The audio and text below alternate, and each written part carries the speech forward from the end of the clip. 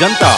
ठंडा कोको कोला मोला रे सुहावते गार दे पदीना रानी मन छटपटावते।